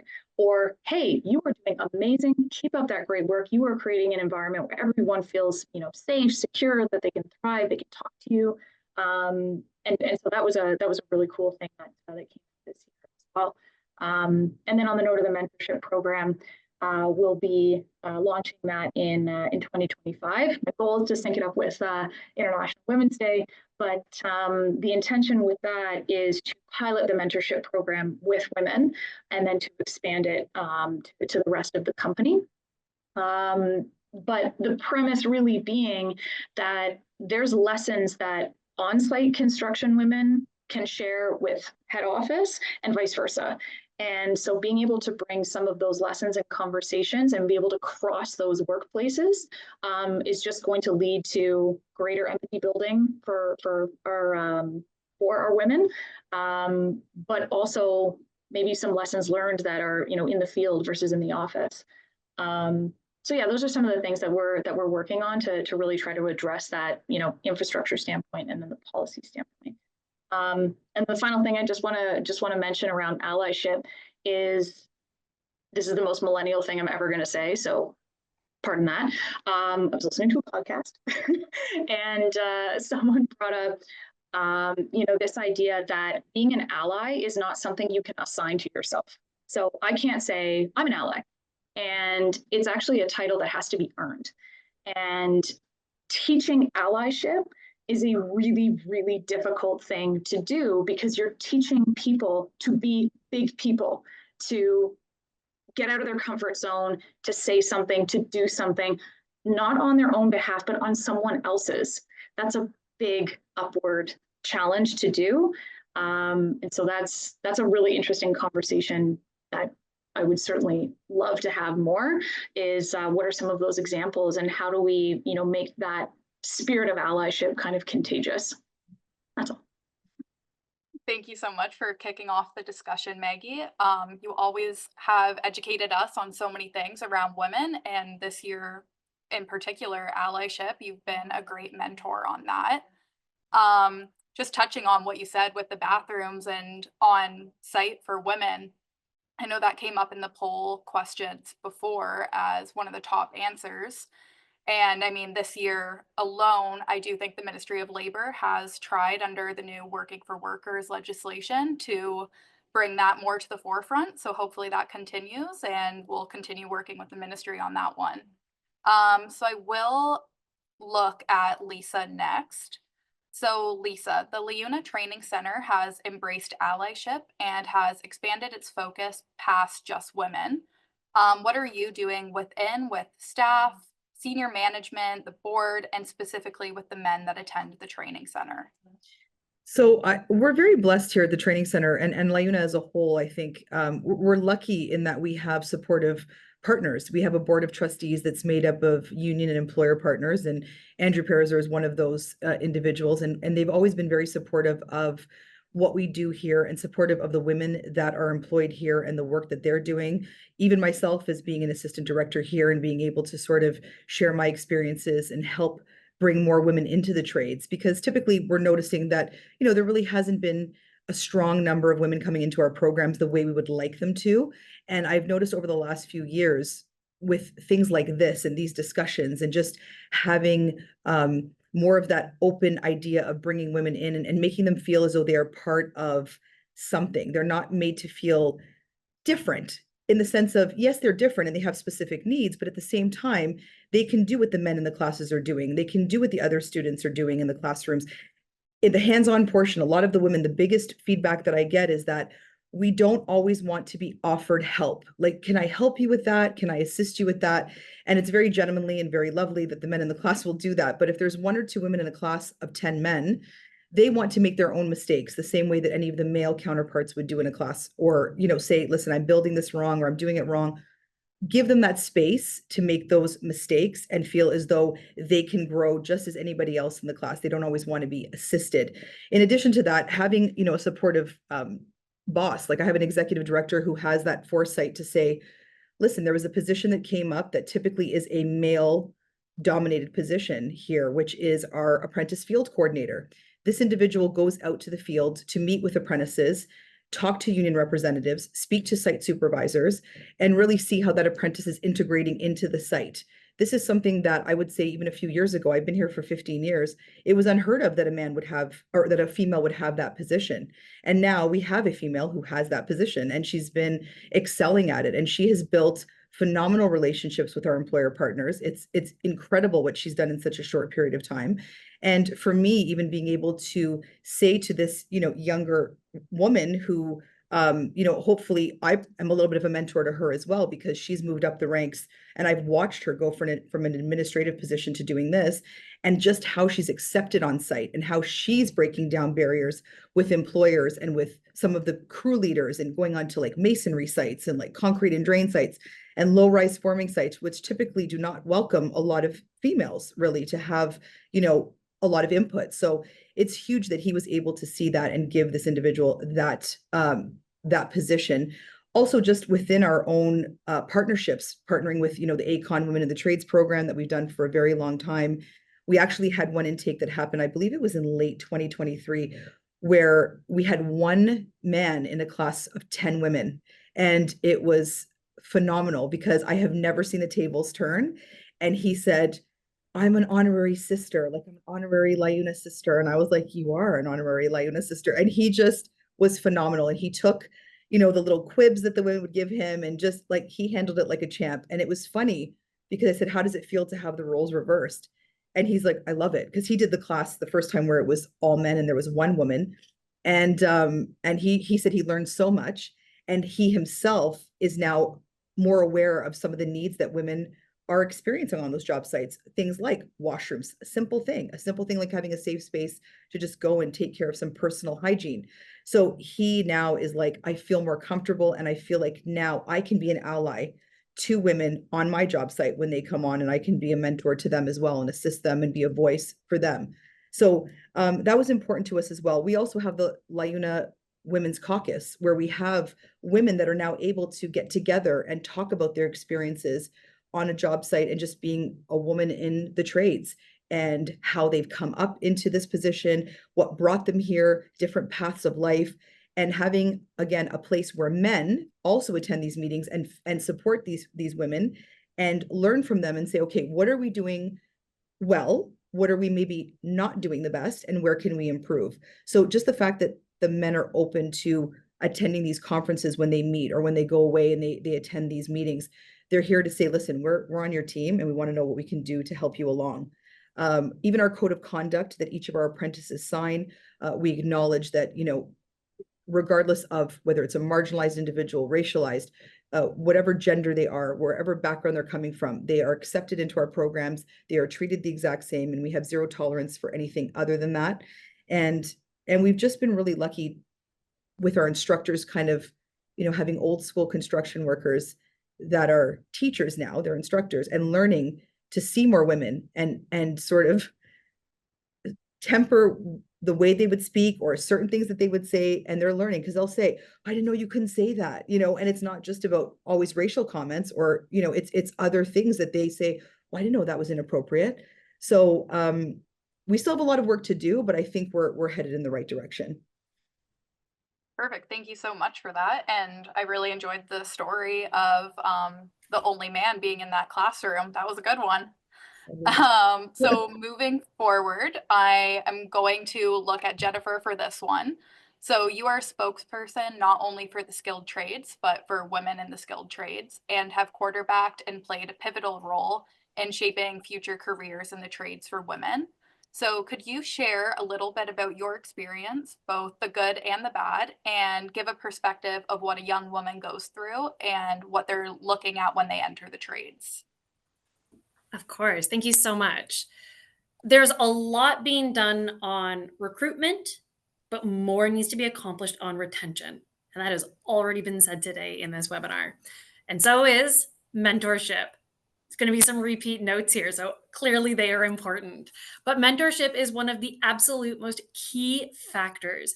Finding a support group or a support person that you can review your experiences with to help provide advice and get support systems from them to help just get you through any situation, small or big. Just simply an ear to hear from is a big component, especially if you are dealing with a situation. It's always better to hear from someone who may have been through something similar before. Whether they actually have or they haven't, it is always better to hear from that because they have lived experiences and trials and errors, the pros and the cons, what went good, what went bad, that you can learn from them in those specificities, especially as an underrepresented group in a male dominated field. When I started, there was not a single support group. Today, I'm aware of more than 30 across Ontario and Canada, whether it is by sector specific, by trade specific. And then on top of that, a lot of the unions also now have their own internal support groups or companies. There are also 4 major Facebook chat groups for women in skilled trades, which have thousands of women. One of them has almost reached 8,000. There's one for Ontario, one for Alberta, one for Canada, and one across the US. What I am shocked to see is the allyship. I shouldn't say shocked for that. I'm proud to see the allyship and how they use it as a support group. They have no idea who each other are. It's just tradeswomen.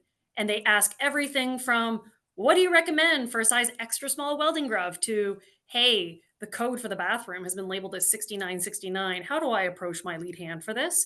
Or there is no bathroom at all, or I'm dealing with harassment. I see the good, the bad, the ugly in those chat groups. But what I am shocked to see is what I keep seeing happening 20 years after me. Why are some of these things not resolved? Where are we at? What the good news is, though, is that there is connection. Again, when I started, there was no social media. There was no LinkedIn. LinkedIn came out the year that I got my license, let's put it that way.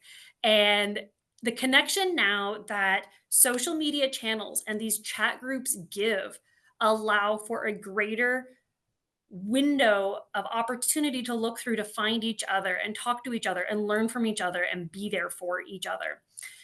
It's a network of tradeswomen in the see it, be it phrase. They're also just there for each other. In the second year of my apprenticeship, I almost quit. I was done.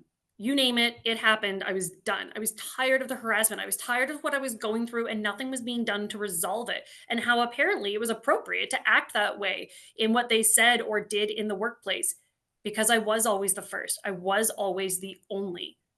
I was nicknamed the guinea pig in a lot of scenarios because I was always the first. A lead hand, however, from another crew noticed. I did not know how to stand up for myself at the time. I started at 16 as a co-op student. I started my apprenticeship as a grade 12 student at the age of 17. Ended up having my license at the age of 21. These were critical years of I was also just learning how to be an adult. And I had no idea how to support myself within that kind of environment. But somebody else saw it. This was a lead hand from another crew who noticed. He ended up having me transferred to his crew and became my mentor. Melissa Young talked about the majority of her mentors were males throughout her career.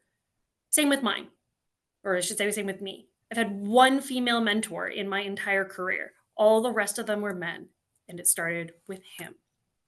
He helped me get through some of the toughest times in my career as far as dealing with harassment and some of the things that happened to me. In my career, that is something that I have learned from, and I don't want to ever have anybody take it for granted. And I have now, in the course of my career, mentored over 50 people, whether it was through a few meetings or long term. The longest term I have mentored someone right now is 8 years, and I have been with them, and they are now a licensed female millwright. Never take it for granted, and make sure you give back, because your experiences can help give back to others. When I started out, only 1% of women in Canada were in millwrighting. Today, it's 3%. That number actually equals hundreds. It's hard to look at it when it's such small little percentages.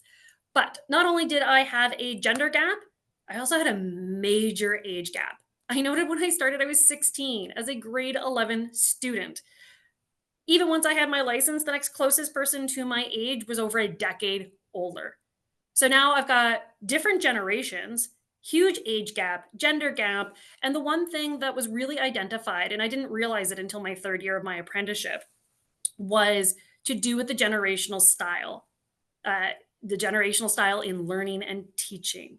And I say that because our trades people are the teachers. My trade has 8,000 hours of hands-on work on top of the schooling portion. And we're relying on our tradespeople to be those teachers, but they don't have to go to teacher school like a teacher does for college or for other TDAs. So where are we getting with that portion where the generation teaching me were the baby boomers, and it was the manual to the machine, and it was thrown at me, and I was told, go figure it out. But the way I was taught throughout my entire life was, I'm going to show you step 1, and then I'm going to show you step 2. And I'm going to show you step 3. And now you try it in front of me, where we were really handheld in the teaching. And think of it more like a teaching style for what you would see on, let's say, a medical show like Grey's Anatomy. Like, you are not allowed to operate on somebody unless you watch. And now we watch you after all these years of schooling. We were taught more of that way in my generation. But the generation teaching me, that was not the style. So identifying that was a huge component for any young person going into the trades. That mentorship, though, however, especially within those generations, will help you in your career, in any career, at any point of your career. It doesn't matter where you are or what career you're in. You should always strive to have one and be one. On the employer side of things, should always be zero tolerance policies for harassments, and programs should be in place before women arrive, not after. Now that they're here, oh no, not. If you build it, they will come. Think of the Field of Dreams movie. Have the programs in place before the women get there. Have the baseball field in place before they arrive. This includes internal training, ensuring that those that you're about to work with have also been provided the training. As a woman in skilled trades, you've got a lot of lived experience, but those you're about to work with might not have any, potentially. One thing that tends to be forgotten about is that many tradesmen, they've also never worked with a woman before, just because it's 4.5%. That is a highly likely possibility, especially in an SME, in a small and medium enterprise. Sometimes they simply just don't know how to act. It was mentioned in this panel earlier. They just might not know what to say or understand that it's not appropriate to say that. They just don't know. Should I open the door for them? If I was in public, I'd open the door for them. Do I open the door for them now at work? Sometimes it's just not sure what to do. If you've literally never worked with the opposite sex or another gender before, you might not know just the simplicities of how to act in a day-to-day life. One of the things that I did run into personally was, I'll call it situations in quotation marks. There was a lot of those. But I wanted to try to be the bigger person at no matter point I was at. And the motto that I tried to always stick with and carry with me was 50-50.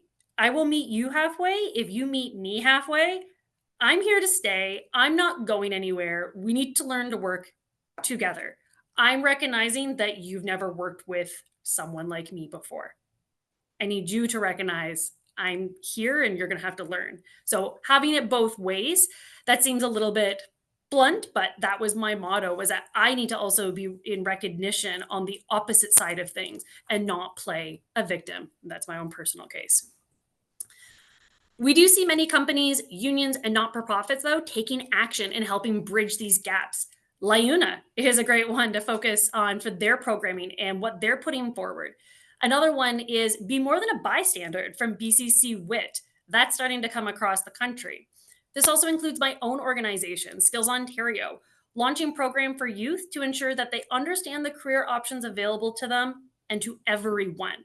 This includes, we have a very specific DE&I, Diversity, Equity, Inclusion department for everything from newcomers to Black youth to persons of color. We also have a young women's department that has been operating in Ontario since 1999, offering programming to schools, conferences, workshops, and most lately in the last few years, webinars and more, to be able to showcase that these careers do exist and are available and what they are. A lot of times when I tell people I'm a millwright, they're either like, wow, good for you. Like, wow, thank you. It's not like I couldn't do it type thing, right? But a lot of the cases, they also just don't know what I'm talking about. And they're like, what's a millwright? So also being able to explain what that is. I always have a metaphor for my career, and it is, I'm a doctor of machines.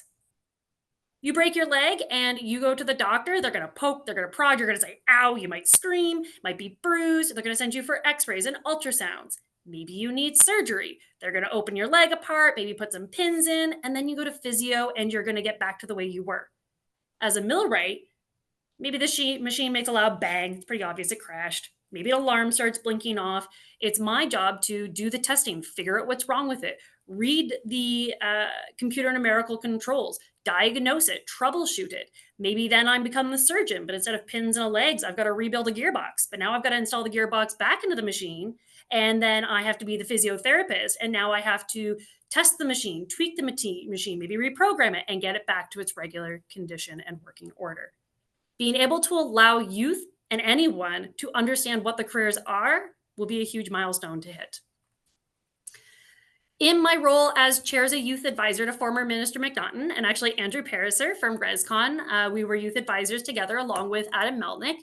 One of our recommendations in our final report, which yielded $90 million to the skilled trades in Ontario, was a recommendation on the creation of an apprenticeship training and recognition program, where each level of training should include a set of training modules to assist employers in reaching key milestones that employer sponsors would strive to achieve.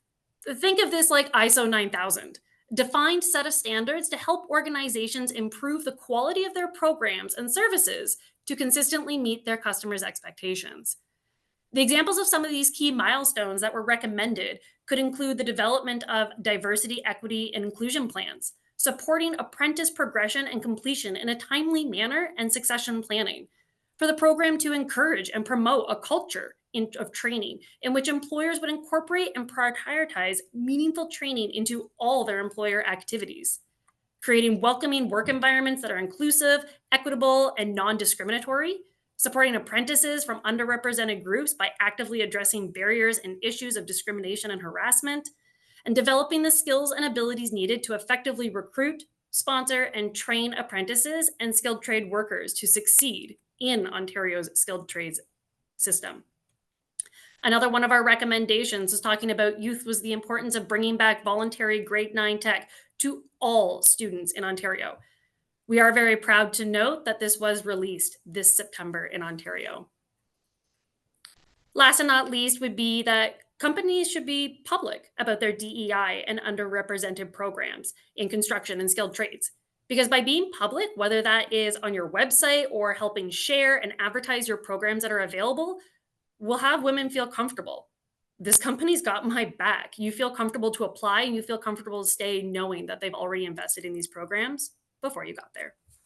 Thank you. Perfect. Thank you so much, Jennifer. Unfortunately, we have run out of time, which is quite sad because I feel like we had a great discussion going on here. And I know we could all talk about this for a few more hours at least. But thank you all for joining today. We are so lucky to have such great leaders join this panel discussion. And we look forward to continuing our work with you in the future. I am just going to pass it back over to Andrew now for some closing remarks. Yeah, and I've got an easy job here. I just get to say thank you. So I just want to thank everyone and everyone who came on and everyone who spoke today. There's way too many good tidbits there to try and summarize it. But maybe I'll pick up on what kind of Jen said at the end. A lot of what we heard today is great and needs to be done for women, but it's also great for your businesses, and it's just the right thing to do. It will make a difference for the women in the workplace, but it will just make a difference in your workplace. And so I think when we do these webinars, we try to figure out where we're at. We try to present the information. I don't think we tried to hide anything. I think we've heard there's still issues related to childcare. There's still issues related to workplace culture. There's still, issues related to mentoring and resources. So those are areas that we know we need to work on. We're going to go back. We're going to look at the poll questions. We're going to look at what we can do. We'll take it back to our membership. We'll take it back to our training and education committee. But I do want to thank all of the speakers, and I want to thank all of the women out there that are doing the work to create a better environment for women in the trades. Also, a thank you to the men that are doing it as well. But I just think there is a core group of women in the construction industry that are doing a bunch of tremendous work, and I'm not sure that it's being seen and appreciated as much as it should. In lieu of a thank you to speakers, we always make a donation. So we're going to make donations to the Canadian Women's Foundation as well as Honor the Work. And so we're going to do that. This recording will be made available to everybody, as well as all the resources that were discussed today. So one last thank you to everyone, including Meredith and Yasmin, who do all the behind the scenes work. And thank you to everyone who made this webinar a success.